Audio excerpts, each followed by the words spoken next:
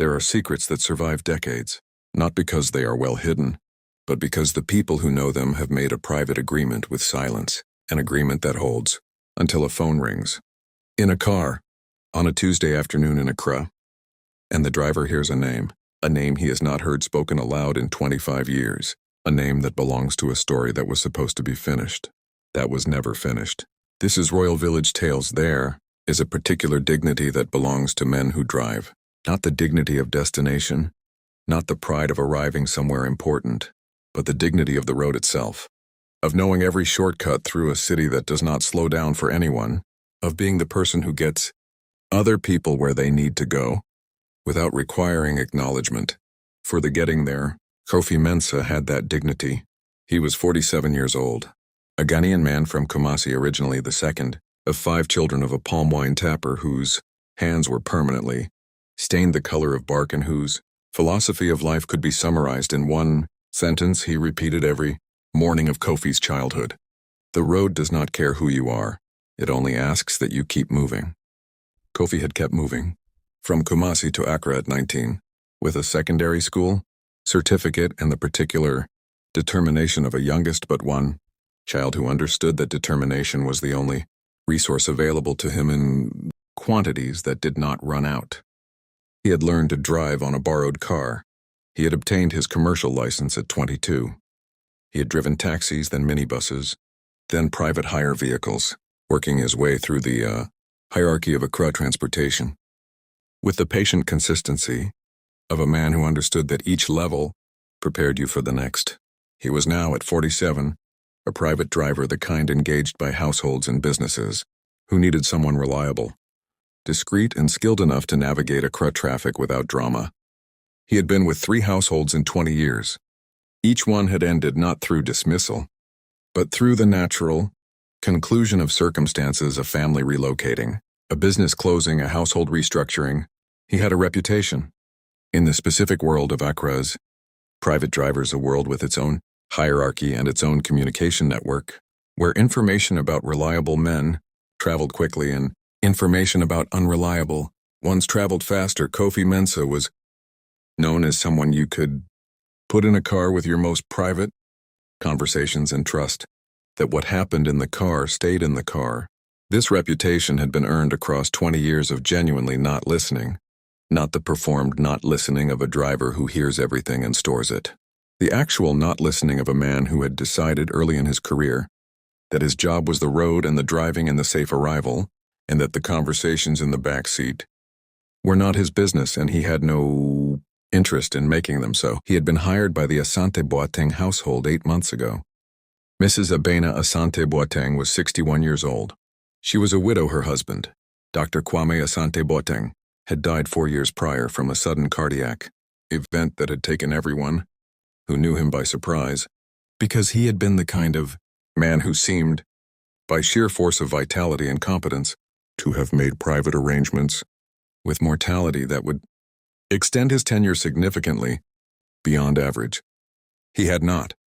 She had managed the grief with the specific method of a woman who has been the organizational backbone of a family for 30 years and understands that the family continues to require organization. Regardless of what has happened, she had continued. The household in East Legon, a large compound behind cream-colored walls with a garden that required 3 people to maintain, continued to function. Her business interests, she had her own consulting firm, separate from her husband's medical practice, continued to expand. She was not a cold woman.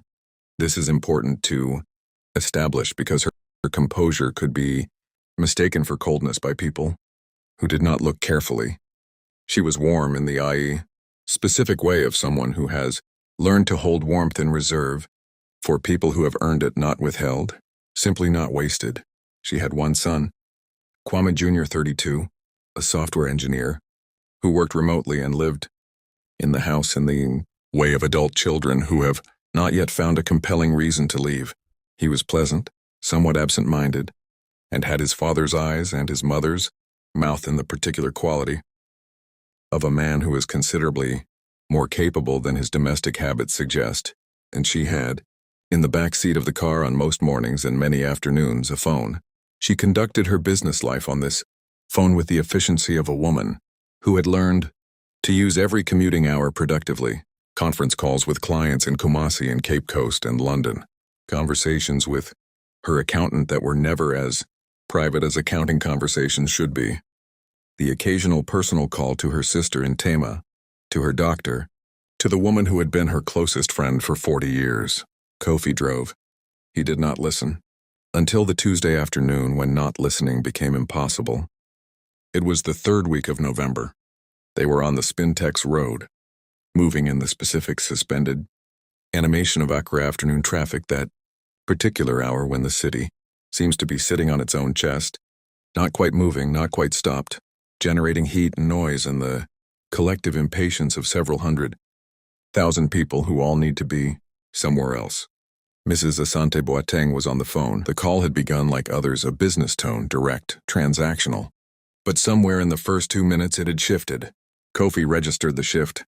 Without turning his head, the specific change in a voice when the subject changes from professional to personal, the slight lowering, the particular way a person's body language changes in the backseat when they forget for a moment that they are in a car with another person. He drove. He watched the traffic. He did not listen. And then she said a name. Not loudly, not dramatically. In the middle of a sentence, in the normal conversational way that names are said, but a name that entered Kofi's ears and traveled directly to a place inside him that he had not visited in 25 years and had never fully closed. Mensah. The car in front of them moved forward 3 meters. Kofi moved forward 3 meters. The traffic stopped again. The Accra afternoon continued around a man who had just heard his dead sister's name in the back seat of a wealthy widow's car. He kept his hands on the wheel. He kept his face forward. He drove, but he listened now. He could not help it. He was not a man who listened to backseat conversations. He was a man who had just heard his sister's name spoken by a woman he had been driving for 8 months, and he was listening now with every part of himself. The conversation was brief. He caught fragments, only the traffic had begun moving again. A truck beside them was generating noise. His own heartbeat was louder than it had ever been in a car, but he heard enough. He heard Mensah. He heard 25 years. He heard the specific tone of someone speaking about something they carry as weight rather than memory. He heard the call end. Silence in the car. He drove the remaining 12 minutes to East Legon without speaking. Mrs. Asante Boateng looked at her phone and then out the window and said nothing. He parked in the compound. He opened her door. She got out. She was 3 steps toward the house when she stopped. She turned slowly. She looked at him. Really looked the first time in 8 months that she had looked at him with full attention, rather than the peripheral awareness of someone present but not central to what she was doing. "Kofi," she said carefully, "your surname is Mensah." "Yes, madam." A silence that had texture. "From Kumasi," she said. "Yes, madam." She looked at him for a long moment. Then she said, in a voice that was very controlled and very careful, "Come inside, please." He had driven her for 8 months. He had sat 3 feet behind her through hundreds of conversations and had never heard anything that concerned him, until she said his sister's name. And now she was asking him to come inside. And something in her eyes, something she was not quite managing to keep fully composed, told him that the conversation waiting in that house was going to reach back 25 years and pull something into the light that had been in the dark for a very long time. The sitting room of the East Legon house was the kind of room that had been furnished across decades, rather than in a single purchase, each piece chosen with care at a different stage of a life, producing an atmosphere of accumulated comfort rather than designed presentation. Kofi sat on the edge of the sofa. He had been in this house 8 months and had never sat in this room. He had sat in the driver's room at the back. He had stood in the kitchen doorway waiting for instructions. He had existed in the professional perimeter that good household staff maintain. Now he sat on the sofa. Mrs. Asante Boateng sat across from him. She had set her bag down and poured 2 glasses of water, an automatic hospitality gesture that she seemed to perform before she had consciously decided how to begin what she needed to say. She looked at her own hands. "How old were you," she asked, "when you lost your sister?" The question arrived directly. No preamble. The question of a woman who has learned that certain conversations are not made easier by approaching them slowly. 22, Kofi said. His voice was steady. He had had 25 years to make peace with the fact of Amma's death. What he had not made peace with, what the name in the car had cracked open without warning, was the question of how. Her name was Amma, he said. She came to Accra at 19. She was working. A pause. She died in an accident. That is what we were told. Mrs. Asante Boateng closed her eyes briefly. When she opened them, they were carrying something he recognized as the specific weight of information a person has been holding for a long time and has just been asked to set down. "What do you know," she said carefully, "about how she came to Accra?" "She came to work," he said. "Domestic work. She was placed with a family in Lebon. That is all we were ever told. We did not know the family's name. The placement was through a woman in Kumasi who arranged such things." A pause. "After the accident, the woman told us it was a road accident, that the family had given money for the burial, that she was already buried before we could come." His hands were in his lap, steady. "We had no way to verify. We had no name. We had nothing." "Silence. Kofi," Mrs. Asante Boateng said. "The family in Lebon, that was my husband's family, his parents' house. Mensah came to work there in 1999. She stopped, collected herself. She was not just domestic staff. She was another stop. My husband was 28. He was not yet married to me. We were in a difficult period of our relationship, he and I, a separation of sorts." She looked at him directly. "Amma and my husband, there was something between them. I found out about it later, much later." Kofi sat very still.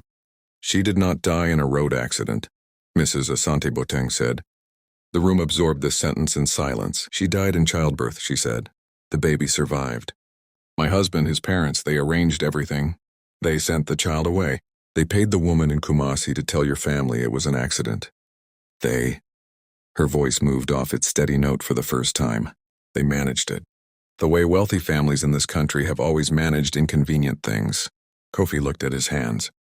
He thought about his mother, who had received the news of a road accident and had wept for 40 days and had never quite recovered the specific lightness she had before, who was still alive in Kumasi at 74, carrying a grief built on a lie.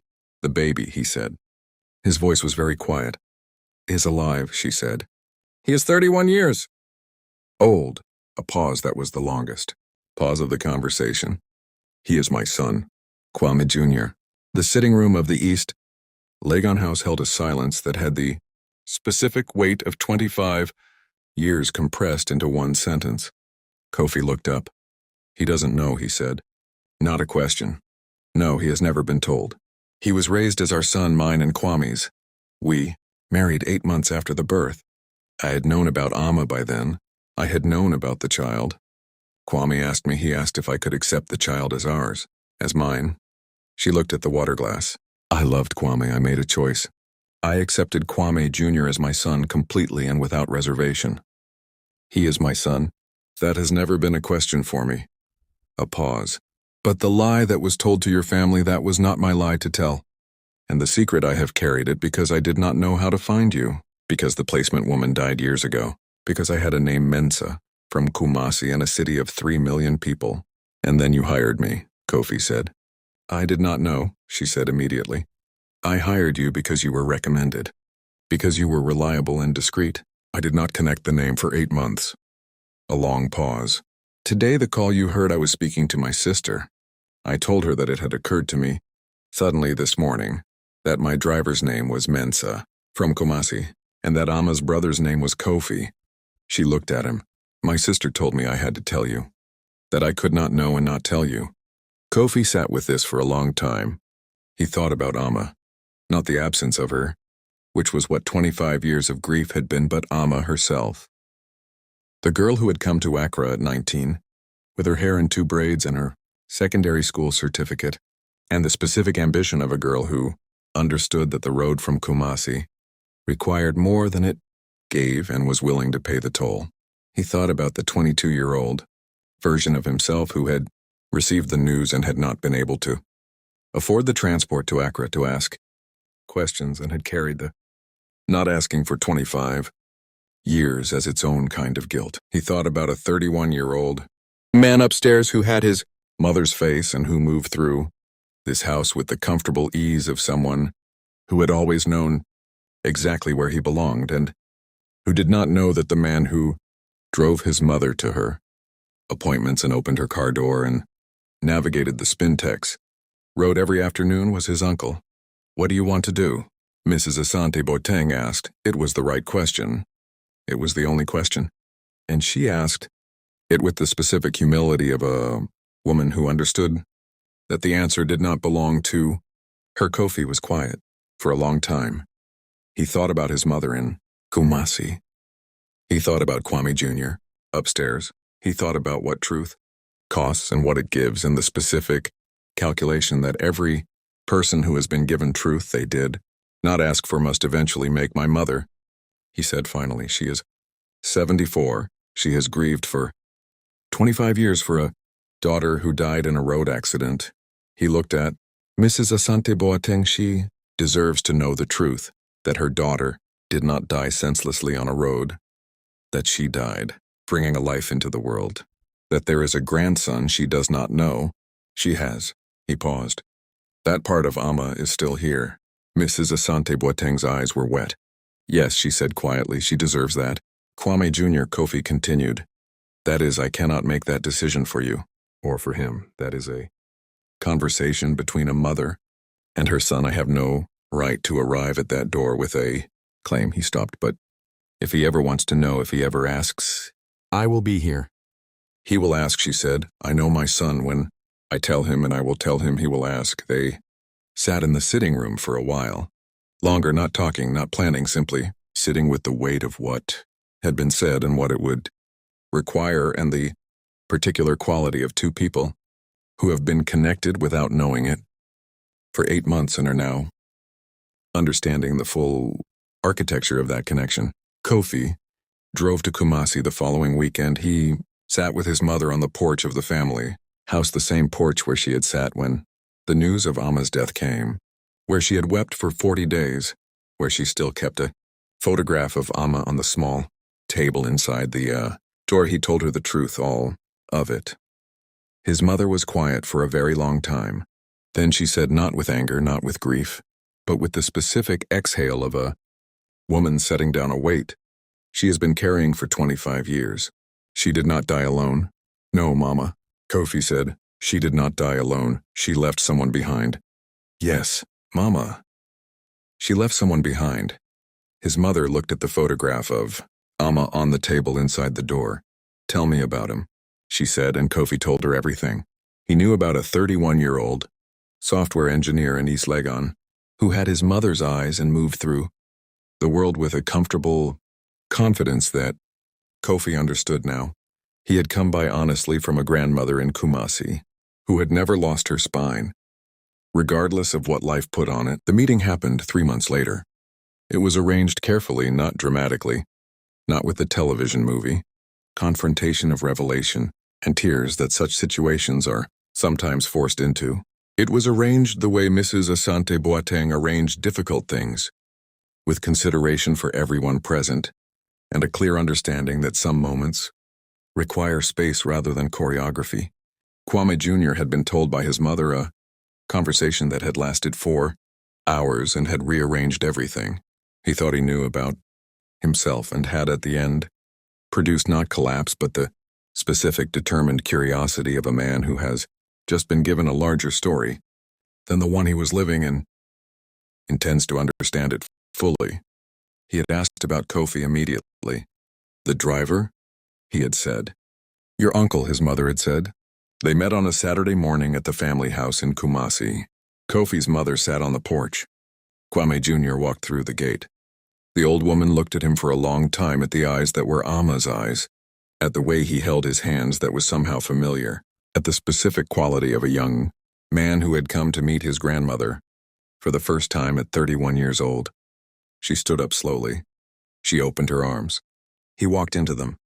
He was 31 years old, and he had never met this woman, and she had never met him, and they stood in the compound of the family house in Kumasi and held each other with the specific completeness of two people who have been missing each other without knowing the other existed. Kofi stood at the edge of the compound and watched. He thought about his sister. He thought about the 19-year-old who had come to Accra with her braids and her ambition and had not come back. He thought about what she would have felt watching her mother hold her son on a Saturday morning in the compound where she grew up. He thought she would have felt exactly what he was feeling, which was quietly, completely, after 25 years of a grief built on a lie, something that felt very much like peace. A phone rang in a car on the Spintex Road.